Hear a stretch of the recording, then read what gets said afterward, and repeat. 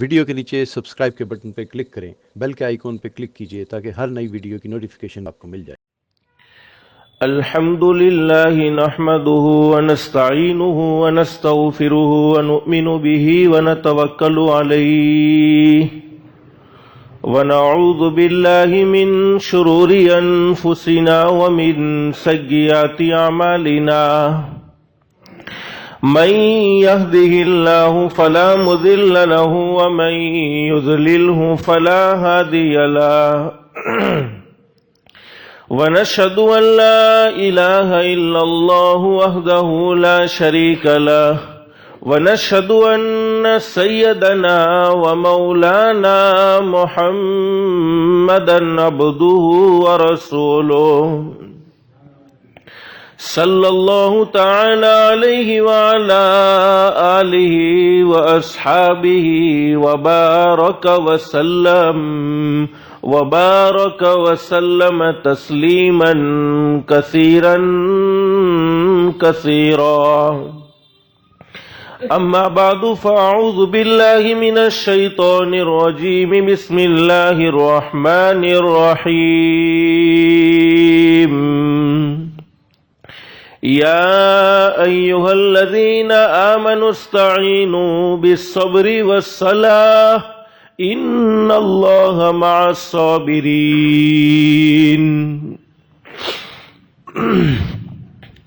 صدق الله العظيم رب اشرح لي صدري ويسر لي أمري واحلل عقدة من لساني يفقهوا قولي سبحانك لا علم لنا إلا ما علمتنا إنك أنت العليم الحكيم۔ درود شریف پڑھ لیں۔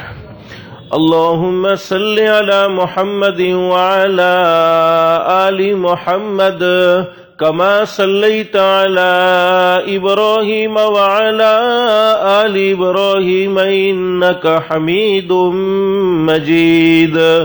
اللهم بارك على محمد وعلى آل محمد كما باركت على إبراهيم وعلى آل إبراهيم إنك حميد مجيد۔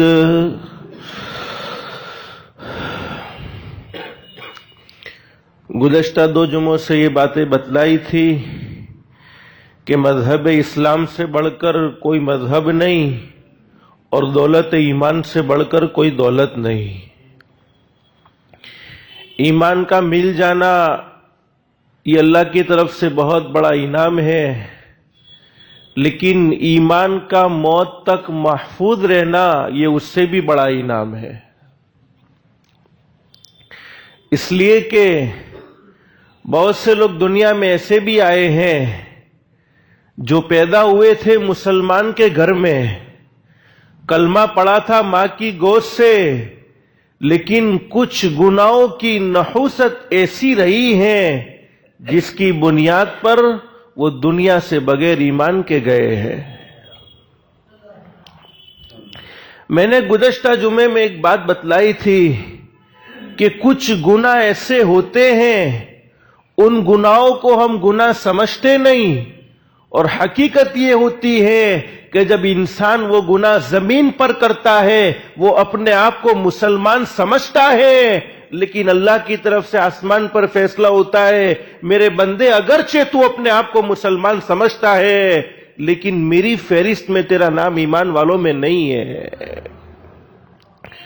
ان گناہوں میں سے ایک گناہ نماز کا چھوڑ دینا، نماز کو نہ پڑھنا۔ مسلمان ہے، اللہ نے مذہب اسلام میں پیدا کیا ہے، دولت ایمان جیسی عظیم نعمت نصیب فرمائی ہے، اس کے باوجود ایک مسلمان نماز کو چھوڑ دیتا ہے۔ حدیث پاک میں لکھا ہے من ترک الصلاۃ متعمدا فقد کفر۔ ہمارے نبی حضرت محمد الرسول اللہ صلی اللہ علیہ وسلم فرماتے ہیں جس نے ایک نماز کو چھوڑ دیا، کوئی عذر نہیں تھا، کوئی پریشانی نہیں تھی، حدیث پاک میں لکھا ہے اس نے کھلم کھلا کفر کر لیا ہے۔ اور یہاں تک کہ صحابہ کرام یہ بات بیان فرماتے ہیں، اللہ کے نبی حضرت محمد الرسول اللہ صلی اللہ علیہ وسلم کے مقدس زمانے سے بڑھ کر کون سا زمانہ ہوگا؟ صحابہ کرام کو ہمارے آقا کا زمانہ ملا، صحابہ کرام نے ہمارے آقا کا دیدار کیا، صحابہ کرام نے قرآن کو اترتے ہوئے دیکھا۔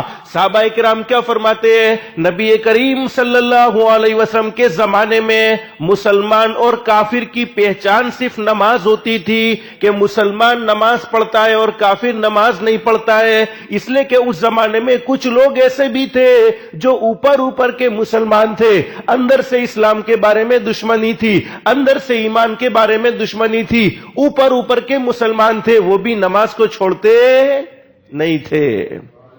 جو کھلا کافر ہوتا تھا وہی نماز کو نہیں پڑھتا تھا، وہی نماز کو چھوڑتا تھا۔ تو میرے پیارے دوستو، بہت سے گناہ ایسے ہوتے ہیں جس کی بنیاد پر ایمان ختم ہو جاتا ہے، ایمان اللہ کی طرف سے ختم ہونے کا فیصلہ ہو جاتا ہے، اس میں سے ایک گناہ نماز کا چھوڑ دینا بھی ہے۔ آج کل میرے پیارے دوستو، ہم نماز کے چھوڑ دینے کو ایک معمولی گناہ سمجھتے ہیں۔ بہت سے لوگ کہتے ہیں ارے نماز پڑھنے کی پوری کوشش کرتا ہوں لیکن نہیں پڑھ پاتا ہوں۔ میرے پیارے، اللہ کی طرف سے توفیق ملتی ہے۔ بولو توفیق کس کی طرف سے ملتی ہے؟ اور علماء کرام نے بڑی زبردست بات بیان فرمائی ہے کہ جب اللہ راضی ہوتے ہیں تو اللہ کی طرف سے بندوں پر انعامات کی بارش ہوتی ہے، لیکن جب اللہ رب العالمین ناراض ہو جاتے ہیں، اور اللہ کی ناراضگی بہت بڑی چیز ہے۔ دنیا والے ناراض ہو جاتے ہیں، دنیا والے ناراض ہو جائے خوش کر لیتے ہیں ہم لوگ، لیکن جب اللہ ناراض ہوتا ہے، حدیث پاک میں کیا فرمایا نبی کریم صلی اللہ علیہ وسلم نے؟ مجھے ایک بات یاد آئی، آج کون سا دن ہے؟ بولو، جمعہ کا دن۔ تاریخ کون سی ہے؟ 26 جنوری۔ واٹس ایپ پر ایک میسج آپ نے دیکھا ہوگا، نشر کر رہا تھا، چل رہا تھا કે ડરવાની જરૂર નથી, ખાલી યાદ અપાવવા માટે આ વાત કહું છું। વોટ્સએપ પર ये बात लिखी लोग चला रहे थे कि डरવાની જરૂર નથી, ખાલી યાદ અપાવવા માટે કહું છું કે 18 વર્ષ પહેલા ભૂકંપ આવ્યો હતો, ધરતીકંપ આવ્યો હતો, તો એ દિવસ બી 26મી જાન્યુઆરી હતી ને જુમાનો દિવસ હતો। क्योंकि जहां तक मेरा ख्याल है, नमाज पढ़ने वाले तबके में भी जहां तक मैं समझता हूं, बूढ़े हो, जवान हो, बच्चे हो, 80% व्हाट्सएप का इस्तेमाल करते हैं। गलत ख्याल तो नहीं है, बल्कि और ज्यादा होंगे। ये तो मैंने 20% बतौर एहतियात छोड़ दिया, और 20% जो नहीं करते वो लोग नहीं करते होंगे जिनको मोबाइल में कोई इंटरेस्ट नहीं है, मोबाइल में कुछ समझ में नहीं आता, मोबाइल को चलाना जानते नहीं, वो 20% लोग होंगे, वरना 80% लोग इस्तेमाल करते होंगे। तो ये मैसेज जब मैंने देखा तो मेरे दिल में एक बात आई कि लोग कहते डरवानी जरूर नहीं। हदीस पाक में क्या लिखा है? नबी करीम सल्लल्लाहु अलैहि वसल्लम ने इरशाद फरमाया, जब अल्लाह रब्बुल आलमीन नाराज हो जाते हैं, अब मैं अपनी जिंदगी का मुआयना कर लूं, मैं अपनी जिंदगी के बारे में देख लूं, आप अपनी जिंदगी के बारे में देख ले कि हमने जिंदगी में अल्लाह को राजी करने वाला कौन सा अमल किया है, अल्लाह को खुश करने वाला कौन सा अमल किया है। मैं जब अपनी जिंदगी को देखता हूं तो जिंदगी में हर वो अमल नजर आता है जो अल्लाह को नाराज करने वाला है। हमने कौन सा अल्लाह को राजी करने वाला अमल किया है, और अगर किया भी है तो ये भी तो मालूम नहीं कि अल्लाह ने कबूल भी किया है कि नहीं किया है, इसलिए कि कबूल करने वाली जात किसकी है? अल्लाह की है। अब नबी करीम सल्लल्लाहु अलैहि वसल्लम ने इरशाद फरमाया कि जब कोई बंदा जमीन पर गुनाह करता है, अल्लाह की नाफरमानी करता है, तो जमीन अल्लाह से कहती है, क्या कहती है? इलाहुल आलमीन, ये तेरा बंदा है, तूने उसको जवानी दी है, तूने उसको सेहत दी है, तूने उसको तंदुरुस्ती दी है, उसके बावजूद ये जमीन पर रहकर गुनाह करता है। फजर की अजान होती है लेकिन ये मीठी नींद सोता है, नमाजों के औकात में मस्जिद में नहीं आता। अल्लाह इजाजत दे दे इसको खत्म कर दिया जाए, अल्लाह इजाजत दे दे इसको खत्म कर दिया जाए, इसलिए कि तूने उस पर इतने सारे इनामात किए, तूने उस पर इतने सारे एहसानात किए, उन एहसानात को भी सामने रखकर ये नमाज को नहीं पढ़ सकता, ये तुझे राजी करने वाले अमाल नहीं कर सकता। अल्लाह इजाजत दे दे ختم کر دیا جائے تو اللہ کی طرف سے جواب کیا ہوتا ہے؟ اے زمین بندہ تیرا ہے یا بندہ میرا؟ تو زمین کیا کہتی ہے؟ اللہ بندہ تو تیرا ہے۔ تو فرمایا پھر میرے حوالے کر دے، میں اس کی توبہ کا انتظار کروں گا۔ تو میرے پیارو، ہم نے تو اتنے گناہ کیے ہیں، اتنی نافرمانی کی ہے، اور سب سے بڑا گناہ ہماری زندگی میں یہ ہے کہ ہم 5 وقت کی نماز نہیں پڑھ سکتے۔ اللہ کے عذاب کو دعوت دینے کا کام تو ہم روزانہ کرتے ہیں۔ یہ تو ہمارے آقا تاجدار مدینہ محمد الرسول اللہ صلی اللہ علیہ وسلم کے آنسوؤں کا صدقہ ہے کہ اللہ نے ہمیں عذاب سے محفوظ رکھا ہے، ورنہ وہ ہمارے گناہوں کو دیکھ لے پانی کا ایک گھونٹ بھی منہ تک نہیں پہنچ سکتا ہے۔ لیکن میں اصل بات آپ کو کہہ رہا تھا، اللہ ناراض ہوتے ہیں تو روزی سے محروم نہیں کرتے۔ بولو فجر کی نماز نہ پڑھنے والا بھی روزانہ چائے ناشتہ کرتا ہے، روزانہ کاروبار میں جاتا ہے، پڑھنے والا بھی چائے ناشتہ کرتا ہے، روزانہ کاروبار میں جاتا ہے۔ جب اللہ ناراض ہوتے ہیں تو اس بندے کو اپنے گھر کی طرف آنے نہیں دیتے ہیں۔ تو کون سا ہوتا ہے اللہ کے گھر کی طرف آنے والا؟ یہ تو بادشاہ کا دربار ہے، اور بادشاہ کا نہیں، بادشاہوں کے بادشاہ کا دربار ہے۔ جس کو اللہ چاہے اسی کو بلاتا ہے۔ اسی لیے حضرت مولانا جلال الدین رومی رحمت اللہ علیہ بڑے زبردست ولی کامل گزرے ہیں۔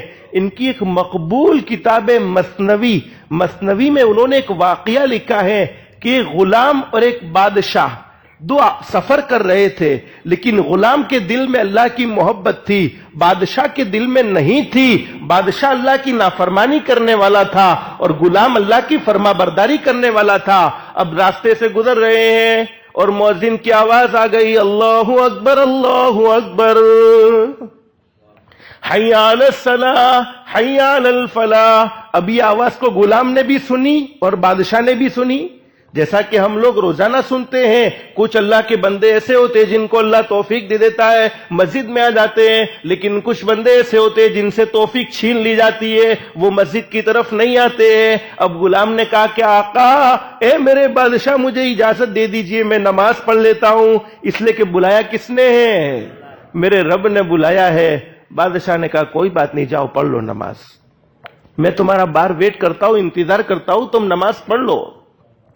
اب غلام نماز پڑھنے کے لیے گیا، اور ایک حدیث میں یہاں تک فرمایا، آج ہم لوگوں کا خیال کیا ہے میرے پیاروں، ہماری نماز میں نورانیت کیوں پیدا نہیں ہوتی؟ میں یہ بات آپ کو بار بار اس لیے کہہ رہا ہوں کہ نماز سے بڑھ کر کوئی عبادت ہو سکتی ہے؟ ارے بولو، ہو سکتی ہے۔ ہم لوگ کیا کرتے ہیں؟ مغرب کی نماز ہوتی، ہم سب جانتے ہیں کہ مغرب کی نماز اذان کے بعد فوراً شروع ہوتی ہے، پھر بھی بہت سو کا مزاج کیا رہتا ہے؟ دکان پر اس وقت سے نکلتے نہیں ہیں جب تک کہ اذان کی آواز سنتے نہیں ہے۔ یہ نماز پڑھنے والوں کی بات کر رہا ہوں۔ کب دکان چھوڑتے ہیں؟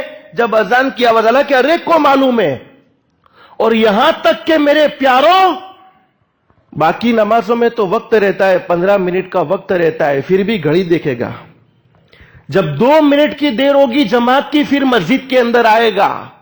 2 منٹ کی دیر بار بار ماں دوستوں کے اندر کھڑا رہے گا، کبھی فلانی دکان پر کھڑا ہو گیا، کبھی فلانی دکان پر کھڑا ہو گیا، کبھی فلانی دکان پر۔ اب پتا چلا، اور بہت سے بندے ایسے بھی دیکھے گئے، جب امام صاحب اللہ اکبر کہہ کر شروع کر دیتے ہیں نماز، پھر وہ مسجد کے اندر آتے ہیں۔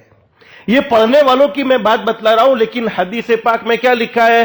فرمایا نبی کریم صلی اللہ علیہ وسلم نے، جب مومن بندہ مسجد میں آتا ہے تو اس کو ایسا سکون ملتا ہے جیسا مچھلی کو پانی میں سکون ملتا ہے۔ جب مسجد میں آنے پر دل خوش ہوتا ہو نا، تو سمجھ لینا چاہیے دل میں ایمان ہے۔ اور ایک حدیث میں کیا فرمایا نبی کریم صلی اللہ علیہ وسلم نے؟ آدمی کچھ بھی نہ کرے، صرف مسجد میں آ کر بیٹھ جائے، نماز نہیں پڑھنی، تلاوت نہیں کرنی، استغفار نہیں پڑھنا، کچھ نہیں کرنا، صرف بیٹھ جائے، ہمارے آقا فرماتے ہیں فرشتے اس کے لیے مغفرت کی دعائیں کرنا شروع کر دیتے ہیں۔ اور جب منافق مسجد میں آتا ہے، جو اوپر کا مسلمان ہے، اندر سے ایمان نہیں رکھتا، وہ مسجد میں آتا ہے، وہ ایسا تڑپتا ہے جیسا مچھلی بغیر پانی کے تڑپتی ہے۔ جیسے بہت سے لوگ نہیں دیکھے، فرض پڑھ کے بھاگنے کے چکر میں ہی رہتے ہیں. کب چلا جاؤں, کب چلا جاؤں, کب چلا جاؤں. ارے میرے پیارے, کس کے دربار میں آیا ہے تو؟ اللہ کے دربار میں آیا ہے. کسی بادشاہ کی دعوت پر گیا ہوتا, کسی وزیر کی دعوت پر گیا ہوتا تو بھاگنے کے چکر میں نہ رہتا, ادب سے بیٹھتا, احترام سے بیٹھتا. تو میرے پیارو, یہ مسجد تو اللہ کا گھر ہے. قرآن کہتا ہے اس بات کو, وَأَنَّ الْمَسَاجِدَ لِلَّهِ فَلَا تَدْعُوا مَعَ اللَّهِ أَحَدًا. یہ مسجد تو اللہ کا گھر ہے. تو جب اللہ کا گھر ہے تو بلانے والا بھی کون ہو سکتا ہے؟ اللہ ہی ہو سکتا ہے. تو میں کیا قصہ بیان کر رہا تھا, حضرت مولانا جلال الدین رومی رحمت اللہ علیہ فرماتے, وہ غلام مسجد کے اندر چلا گیا. اب اس کو تو اللہ سے محبت تھی, نماز سے فارغ ہونے کے بعد بھاگنے کے چکر میں تو تھا نہیں, بلکہ اللہ کی عبادت میں مشغول ہے. اب بہت دیر گزر گئی, بادشاہ باہر سے آواز دیتا ہے, اے غلام کب باہر آئے گا؟ ارے باہر آ جانے, میں کب سے تیرا انتظار کرتا ہوں. ارے سارے مقتدی نماز پڑھ کر نکل گئے, لیکن تو ابھی تک مسجد سے باہر آتا نہیں ہے. تو غلام کیا کہتا ہے, بادشاہ اپنے آقا کو کہتا ہے, آقا مجھے آنے نہیں دیتا. کیا کہتا ہے, مجھے آنے نہیں دیتا. اب بادشاہ چوک گیا کہ میں اس کا آقا ہوں, میرے سوا اس کا سیٹھ کون ہے, اس کا مالک کون ہے, اس کا بادشاہ کون ہے. تو پھر بادشاہ نے باہر سے پوچھا کہ اے غلام, تو میرا غلام ہے, تجھے کون آنے نہیں دیتا ہے؟ فرمایا, جو تجھے اندر آنے نہیں دیتا ہے وہ مجھے باہر آنے نہیں دیتا ہے. تو میرے پیارو, مسجد کے اندر آنا یہ اللہ کی طرف سے ہوتا ہے. میرے پیارو, اب کب اللہ سے معافی مانگنے والے بنو گے؟ کب نماز کے پابند بنو گے؟ کب اللہ کو راضی کرنے والے اعمال کرو گے؟ میں نے اس وقت جو قرآن کریم کی آیت کریمہ پڑھی ہے آپ سب نے سنی ہے. دوسرے پارے میں اللہ فرماتے, بہت سے لوگ اپنی پریشانیوں کی شکایت کرتے ہیں. کوئی اپنی روزی کے معاملے میں پریشان ہے, کوئی اپنی اولاد کی نافرمانی کے معاملے میں پریشان ہے, کوئی قرض کے معاملے میں پریشان ہے. نہ جانے کیسی کیسی پریشانیاں لوگوں کو لاحق ہوئی ہے. اور میرے پیارو, حالات اور پریشانی بھی اللہ کی طرف سے آتے ہیں. بولو کس کی طرف سے آتے ہیں؟ یہ الگ بات ہے کہ نیک لوگوں پر پریشانیاں آتی ہے, اس کا مطلب کچھ اور ہوتا ہے. برے لوگوں پر پریشانیاں آتی ہے, اس کا مطلب کچھ اور ہوتا ہے. اس لیے کہ نیک لوگوں پر پریشانیاں آتی ہے اللہ ان کے مقام کو بلند کرنے کے لیے, اور برے لوگوں پر پریشانیاں آتی ہے اللہ سگنل دیتے ہیں, میرے بندے اب بھی مان جا, اب بھی مان جا, اب بھی مان جا. اور انبیاء کرام پر حالات آئے کہ نہیں آئے؟ ارے بولو, آئے کہ نہیں آئے؟ آئے. اور تمام نبیوں کے سردار, بلکہ تمام کائنات کے سردار حضرت محمد الرسول اللہ صلی اللہ علیہ وسلم فرماتے ہیں, اس دنیا میں جتنا مجھے پریشان کیا گیا, جتنے حالات مجھ پر آئے ہیں, ایمان کی وجہ سے اتنے کسی اور پر نہیں آئے ہیں. ایک مرتبہ ہمارے آقا تاجدار مدینہ محمد الرسول اللہ صلی اللہ علیہ وسلم کو بھوک نے پریشان کر دیا ہے.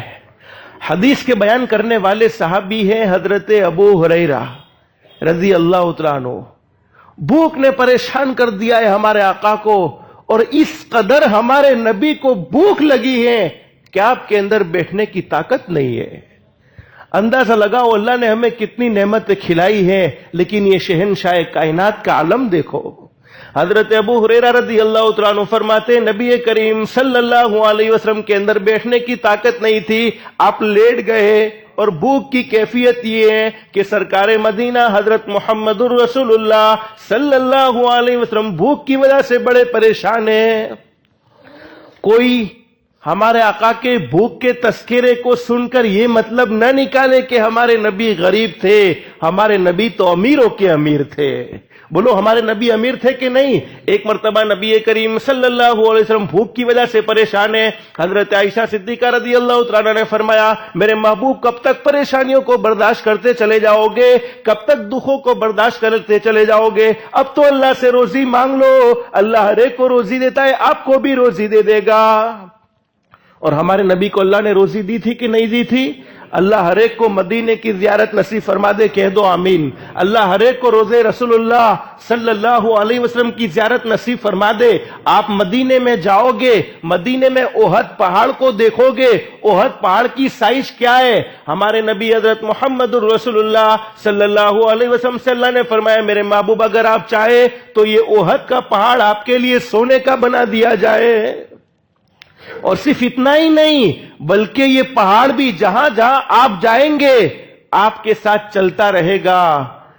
اور ہمارا عالم کیا ہے, اگر اللہ ہمیں یہ آفر کر دے تو ہمارا تو پیٹ بھرتا ہی نہیں ہے. مولانا ایک دکان مل گئی ہے آپ کی دعاؤں سے, دعا کرنا دوسری دکان کا بھی سیٹنگ ہو جاوے. ایک گھر مل گیا ہے, دعا کرنا دوسرے گھر کا بھی سیٹنگ ہو جاوے اور تیسرے گھر کا بھی ہو جاوے. یہاں تک کہ حدیث میں ہمارے آقا فرماتے ہیں انسان کا پیٹ تو قبر کی مٹی کے علاوہ کوئی بھر سکتا ہی نہیں ہے, جتنا آوے اس کے لیے کم. اور حدیث پاک میں تو یہاں تک لکھا ہے ہمارے آقا کا فرمان کہ اللہ پاک اگر بندے کو ایک جنگل بھر کے سونا دے بھی دے تو وہ بندہ کہے گا اللہ ایک کم پڑتا ہے اور دوسرا بھی دے دینا. اب ہمارے نبی حضرت محمد الرسول اللہ صلی اللہ علیہ وسلم کا عالم یہ ہے, دونوں ہاتھ اللہ کی طرف آسمانوں پر اٹھائے اور فرمائے الہ العالمین میں نہیں چاہتا کہ یہ احد کا پہاڑ میرے لیے سونے کا بن جائے, بلکہ میں تو چاہتا ہوں کہ مجھے ایک دن روزی ملے تو ایک دن فقر و فاقہ کرنا پڑے.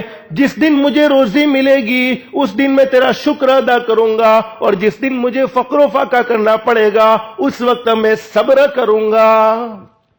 امت کا خیال رکھا ہے, شکر کر کے میری امت کے مالداروں کو سبق سکھلاؤں گا اور صبر کر کے میری امت کے غریبوں کو سبق سکھلاؤں گا. تو میرے پیارے دوستوں میں اصل واقعہ بیان کر رہا تھا, اللہ کے نبی بھوک کی وجہ سے بڑے پریشان ہیں. حضرت ابو ہریرہ رضی اللہ تعالیٰ عنہ فرماتے ہیں آپ کے اندر بیٹھنے کی طاقت نہیں ہے, آپ کے اندر چلنے کی طاقت نہیں ہے. ایک صحابی آئے اور ہمارے نبی کی یہ کیفیت کو دیکھ لیا.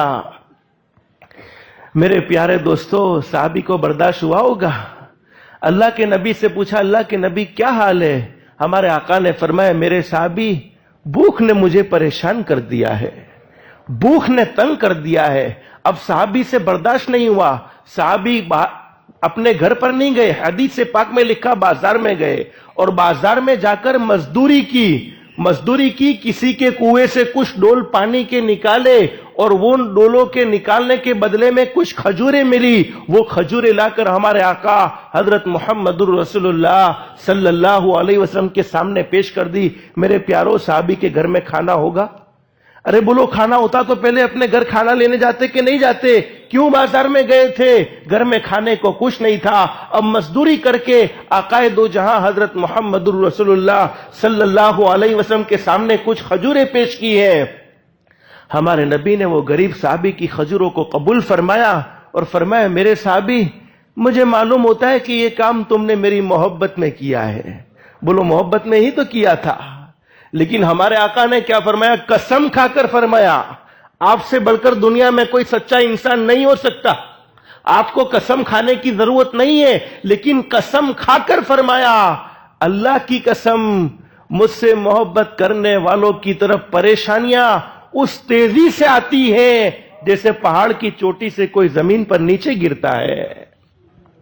تو نیک لوگوں پر حالات آوے تو اس کا مطلب یہ نہیں ہوتا کہ اللہ ناراض ہے, بلکہ اللہ سے اور قریب ہو چکے ہیں, اللہ سے اور قریب ہو چکے. مجھے میرے پیاروں بس ایک حدیث بیان کر کے بات ختم کرنی, اللہ ہم سب کو عمل کی توفیق نصیب فرمائے. میرے پیاروں آج ہم پر حالات آئے, بولو آئے کہ نہیں آئے؟ ارے بولو آئے نا حالات. آپ خوش ہو اندر سے نہیں خوش؟ کبھی کبھی سکون کی نیند بھی نہیں آتی ہوگی, بہت ساری پریشانیاں ہم پر بھی آئی ہے, لیکن میرے پیاروں ہم نے فرائض کو چھوڑا ہے. میں ہمارے نبی کی زندگی تو میں بتلاتا ہوں. میرے نبی حضرت محمد الرسول اللہ صلی اللہ علیہ وسلم ایک مرتبہ حضرت عائشہ, میں نے آپ کو قرآن کریم کی جو آیت کریمہ آپ کے سامنے پڑھی تھی, اس آیت میں اللہ پیغام دیتے ہیں استعینوا بالصبر والصلاۃ. ایمان والوں سے کہا جاتا ہے تم پر جب کوئی پریشانی آوے, تم پر کوئی جب حالت آوے, کوئی دکھ کی بات تمہارے سامنے آوے تو فوراً کہاں آ جاؤ؟ بولو مسجد میں آ جاؤ. کہاں جاؤ؟ نماز کی طرف آ جاؤ, نماز سے اللہ کی مدد حاصل کرو, جیسا کہ صحابہ کرام نے حاصل کی تھی. ایک مرتبہ ہمارے نبی حضرت محمد الرسول اللہ صلی اللہ علیہ وسلم اپنے گھر پر آئے, حضرت عائشہ صدیقہ رضی اللہ تعالیٰ عنہا کے گھر پر آئے. چونکہ آپ کی مختلف بیویاں تھی اور ہمارے نبی حضرت محمد الرسول اللہ صلی اللہ علیہ وسلم نے رات کو آ کر حضرت عائشہ سے فرمایا, رات کا وقت تھا عائشہ بھوک بڑی شدت کی لگی ہے, کھانا کچھ ہو تو دے دو.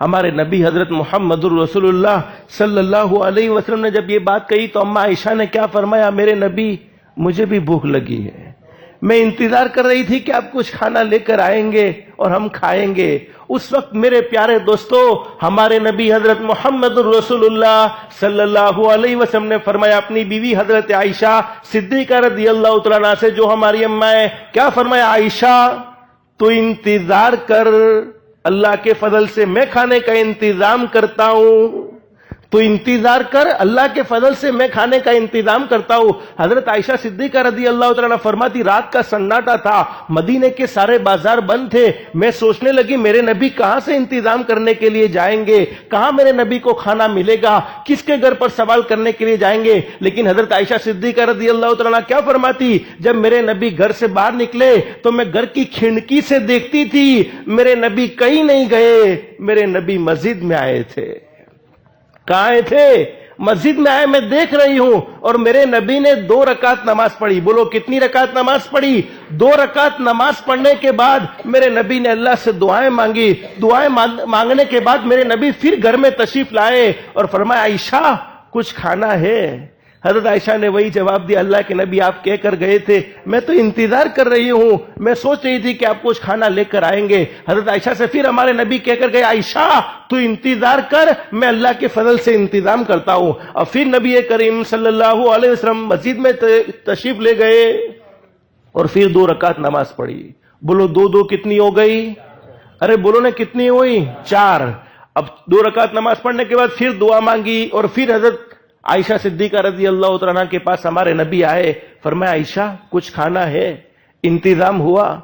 فرمایا نہیں اللہ کے نبی میں تو انتظار کر رہی ہوں، انتظام کرنے کے لیے تو آپ گئے تھے۔ اب نبی کریم صلی اللہ علیہ وسلم پھر مسجد میں گئے، اب کون سی نماز کتنی رکعت ہونے والی ہے؟ پھر 2 رکعت کی نماز کی نیت باندھ لی، 5ویں اور 6ٹھی ہونے والی ہے۔ حضرت عائشہ صدیقہ رضی اللہ تعالیٰ فرماتی ہے ابھی میرے نبی نماز کی نیت باندھ رہے ہیں اور حضرت عثمان رضی اللہ تعالیٰ بہت کھانا لے کر آئے، کچھ پکا ہوا کھانا ہے، کچھ کچا کھانا ہے، اور ہمارے نبی حضرت محمد رسول اللہ صلی اللہ علیہ وسلم کے گھر پر رکھ دیا، اور اماں عائشہ پردے میں تھی، کہہ دیا میرے نبی کو بھوک لگی ہوگی، میرے نبی کو یہ کھانا پہنچا دینا۔ اب میرے پیارے دوستو اماں عائشہ فرماتی ہے میرے نبی پھر 2 رکعت نماز پڑھ کے کتنی ہو گئی؟ 2 کتنی ہو گئی؟ 6 رکعت نماز پڑھ کر اللہ سے دعا مانگ کر پھر گھر پر آئے۔ اب اللہ کے نبی نے پوچھا عائشہ کھانے کا کچھ انتظام ہے؟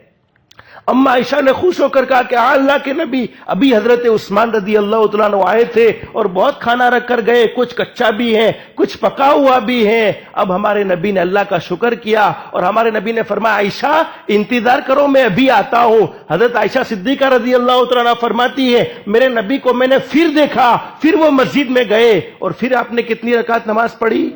بولو کتنی رکعت؟ 2 رکعت نماز پڑھی۔ 2 رکعت نماز پڑھنے کے بعد دعا مانگ کر گھر پر آئے اور اماں عائشہ صدیقہ رضی اللہ تعالیٰ کے ساتھ کھانا کھایا۔ اماں عائشہ نے فرمایا میرے محبوب میں نے آپ کو دیکھ لیا، شروع کی 6 رکعتیں مجھے سمجھ میں آئی کہ کھانے کا انتظام نہیں تھا، تو آپ نے اللہ سے مانگنے کے لیے شروع میں 6 رکعتیں نماز پڑھی، لیکن آخر کی 2 رکعت نماز سمجھ میں نہیں آتی، آخر کی 2 رکعت نماز آپ نے کیوں پڑھی؟ فرمایا عائشہ جس رب نے کھانے کا انتظام کیا ہے اس رب کا شکر ادا کرنے کے لیے گیا تھا۔ ہم نے اللہ کی کتنی نعمتیں کھائی ہیں، لیکن میں اس حدیث سے بتلانا یہ چاہتا ہوں، بولو سرکار مدینہ کی شان سے بڑھ کر کسی کی شان ہو سکتی ہے؟ نہیں ہو سکتی۔ پھر بھی ہمارے نبی کو جب کھانا چاہیے تو نفل نماز پڑھنی پڑتی ہے۔ بولو نفل نماز پڑھنی پڑتی ہے، اور ہم پر حالات آئے، ہم پر پریشانیاں آئی، ہم فرائض کو چھوڑتے چلے جا رہے ہیں۔ اس لیے میرے پیاروں آج سے طے کر لو انشاءاللہ کہ نمازوں کا اہتمام ضرور کریں گے انشاءاللہ۔ مجھے میرے ایک ساتھی نے، محبت کرنے والے ساتھی نے ایک بات کہی کہ مولانا جمعہ کے بیان میں کچھ ایسی باتیں بتلاؤ، قرض کے لینے کے مسائل، قرض کا دینا، قرض کا لینا، قرض کے نہ دینے پر وعید ہے، اور قرض نہ دینے پر وعید کیا ہے، اور قرض دینے کے فضائل کیا ہے، اس پر کچھ باتیں بتلاؤ۔ میں نے ایک کتاب دیکھی حضرت شیخ سعدی رحمت اللہ علیہ کی، بڑے زبردست ولی کامل ہیں حضرت شیخ سعدی رحمت اللہ علیہ، کیا فرماتے ہیں؟ معاف کر دینا میں اپنی بات نہیں کہتا، حضرت شیخ سعدی رحمت اللہ علیہ بڑے زبردست ولی کامل ہیں، آج سے 700 یا 800 سال پہلے کے اللہ کے ولی ہیں۔ حضرت شیخ سعدی رحمت اللہ علیہ کیا فرماتے ہیں؟ جب تم کسی کو قرض دینا چاہتے ہو تو دیکھ لو وہ نماز پڑھتا ہے یا نہیں پڑھتا۔ اگر نماز پڑھتا ہے تو دے دینا، نماز نہیں پڑھتا تو مت دینا، اس لیے کہ جو اللہ کا قرض نہیں چکا سکتا وہ بندوں کا قرض کیسے چکا سکتا ہے؟ ارے میرے پیارو، اس لحاظ سے طے کر لو انشاءاللہ ہر گناہوں کی نحوست نماز نہ پڑھنے کی وجہ سے ہوتی ہے۔ ایک چھوٹی سی بات سن لو، اللہ ہم سب کو عمل کی توفیق نصیب فرمائے۔ آئندہ جمعہ میں شاید میں بھول جاؤں، مجھے بھی بھولنے کی بیماری ہے، اللہ میرا بھی ذہن کمزور ہو گیا گناہوں کی نحوست کی وجہ سے، اللہ قوی فرماوے۔ حضرت عمر رضی اللہ تعالیٰ عنہ کی ایک بات میں نے آپ پڑھی ابھی، حضرت عمر رضی اللہ تعالیٰ عنہ کے زمانے میں عورتیں بھی مسجدوں میں جاتی تھی نماز پڑھنے کے لیے، مقدس پاکیزہ زمانہ تھا، اس زمانے میں کوئی فتنہ فساد کا کوئی معاملہ تھا نہیں، فاروق اعظم کی حکومت ہے، لیکن ایک خوبصورت عورت کا راستہ ایک نوجوان روکتا تھا۔ اب وہ عورت دیکھ رہی ہے بار بار یہ میرے راستے میں رکاوٹ پیدا کر رہا ہے، تو ایک مرتبہ عورت نے پریشان ہو کر کہہ دیا، ارے چاہتا کیا ہے تو؟ میں نماز پڑھنے کے لیے جاتی ہوں، نماز پڑھ کر اپنے گھر پر جاتی ہوں اور بار بار تو میرے راستے کو روکتا ہے، آخر تو چاہتا کیا ہے؟ میں اپنی زبان میں کہوں گا، نوجوان خوش ہو جائیں گے۔ وہ نوجوان نے کہہ دیا عورت سے، آئی لو یو۔ کیا کہہ دیا؟ آئی لو یو، میں تجھ سے محبت کرتا ہوں، تیری چاہت ہے مجھے، میں تجھے چاہتا ہوں۔ عورت بھی بڑی سمجھدار تھی، حضرت فاروق اعظم کے زمانے کی نیک عورت تھی۔ کیا تو مجھے چاہتا ہے تو میری ایک ڈیمانڈ کو پوری کرے گا، میری ایک چاہت کو پوری کرے گا؟ کہاں کروں گا، اگر تو کہے گی تو آسمان سے ستارے توڑ کر لاؤں گا۔ اس لیے کہ جب دماغ خراب ہو جاتا ہے، دماغ جب کسی کی محبت میں پھنس جاتا ہے، اسی لیے علماء فرماتے ہیں کہ ہم دنیا والوں کی محبت میں کیوں اپنے دماغ کو لگائیں، اللہ کی محبت میں لگا لے۔ فرمایا ہاں کروں گا۔ تو کہا کہ 40 دن تک تو نماز پڑھ لے۔ حضرت عمر فاروق رضی اللہ تعالیٰ عنہ کے پیچھے کہتے ہیں لوگ چلہ جماعت میں جانے کو تم کہتے ہو، کون سی دلیل ہے؟ یہ دلیل ہے 40 دن چلہ جماعت میں جانے کی، یہ دلیل ہے کہ ایک آدمی تکبیر اولیٰ کے ساتھ نماز کا اہتمام کرے گا، اللہ رب العالمین گناہوں کی محبت اس کے دل سے نکال دے گا۔ یہ دلیل ہے، یہ دلیل بھی ہو سکتی ہے۔ حضرت فاروق اعظم کے پیچھے اس نے 40 دن تک نماز پڑھی۔ 40 دن تک نماز پڑھنے کے بعد پھر وہ عورت تو جا رہی تھی اور وہ نوجوان بھی نیچے دیکھ کر جا رہا ہے۔ اب وہ عورت نے اس کا راستہ روکا، بتا اب کیا چاہتا ہے؟ کہا میں تجھے نہیں چاہتا، اب تو اللہ کو چاہتا ہوں۔ تو نماز کی برکت یہ ہوتی ہے، بہت سے لوگ کہتے ہیں گناہ ہم سے چھوٹتے نہیں ہیں۔ میرے پیارے نمازی بن جا، اللہ تیرے گناہ چھڑوا لے گا۔ نماز کی عادت یہاں نہیں بنتی، ہم لوگوں کو اللہ کے راستے میں اس لیے لے جاتے ہیں تاکہ اس کی عادت نماز پر آ جاوے۔ گھر پر نماز پڑھنا مشکل ہوتا ہے، چلا جا جماعت کے اندر، چلا جا اللہ کے راستے میں تاکہ تو نماز کا اہتمام کرنے والا بن جائے۔ اور حدیث میں نہیں، جو 40 دن تک تکبیر اولیٰ کے ساتھ نماز کا اہتمام کرے گا اللہ اس کو 2 پروانے دیتے ہیں، ایک نفاق سے بری ہونے کا مطلب علماء یہ فرماتے ہیں قسم کھا کر کہا جا سکتا ہے وہ دنیا سے ایمان کی حالت میں جائے گا، اس کی موت ایمان کی حالت پر آئے گی۔ اللہ ہم سب کو نمازوں کا اہتمام کی توفیق نصیب فرمائے۔ جمعہ کا مبارک دن ہے، ہمارے نبی حضرت محمد الرسول اللہ صلی اللہ علیہ وسلم کے احسانات بھی زیادہ ہے، جتنا بھی درود پاک کی کثرت ہو سکے درود پاک کی بھی کثرت کرتے رہیں گے انشاءاللہ۔ اللہ ہم سب کو کہنے سننے سے زیادہ عمل کی توفیق نصیب فرمائے۔ وآخر دعوانا ان الحمدللہ رب العالمین۔